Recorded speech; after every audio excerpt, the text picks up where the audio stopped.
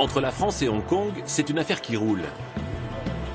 Le petit territoire accueille la plus importante diaspora française d'Asie. Marc et Yannick en font partie. C'est la France qui se lève tôt.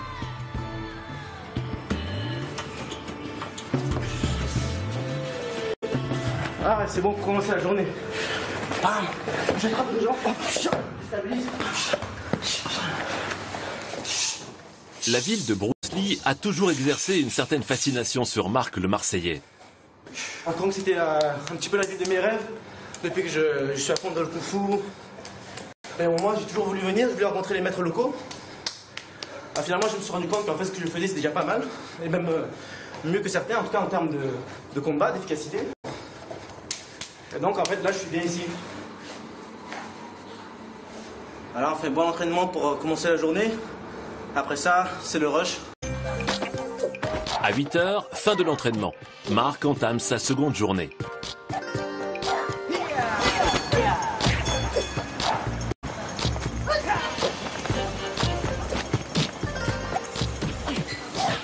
Comme un bon Hongkongais, Marc a pris le pli. Dès qu'il le peut, il jette un œil sur son portable. Ça fait partie des premières choses qui m'ont surpris quand je suis arrivé. Tout le monde est sur le téléphone, dans le métro, partout. Je regarde si j'ai des messages urgents. Mon boss arrive tôt, il arrive avant 8 h parfois.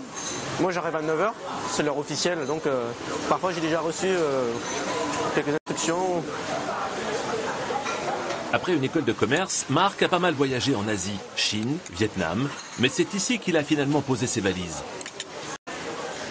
L'Asie, c'est magnifique en général. C'est là où il faut être. C'est avec la croissance. Tout le monde va en Asie.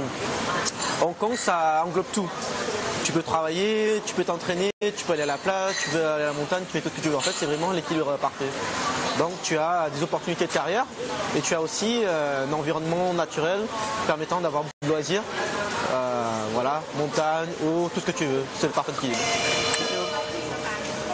À 9 h, le passionné d'arts martiaux est redevenu un jeune cadre expatrié en route pour une journée de bureau. Derrière Londres et New York, Hong Kong est le troisième centre financier de la planète. C'est surtout un pont entre les marchés asiatiques et occidentaux. Pas étonnant donc que les étrangers viennent tenter leur chance dans les tours des quartiers d'affaires. Parmi eux, les Français sont en bonne place. Le quartier branché de Soho peut en témoigner. Ce soir, Marc retrouve une partie de la communauté dans un bistrot typiquement français. Mais c'est abusé, on entend parler français partout. Tu rentres dans une boutique, bonjour. Apparemment, maintenant, on est 5100 Français sur Hong Kong. Officiellement, on est environ 15 000. Mais après, dans les faits, on peut être 30 000. En fait, il y a ceux qui sont déclarés et ceux qui ne le sont pas.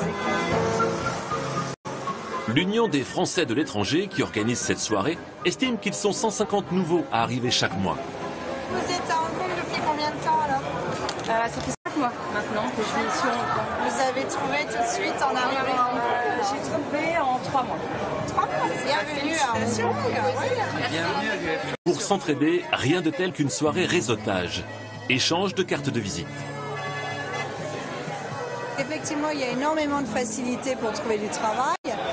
Ceci dit, c'est de plus en plus dur parce qu'on a de plus en plus de monde. Donc, il n'y a pas du travail pour tout le monde.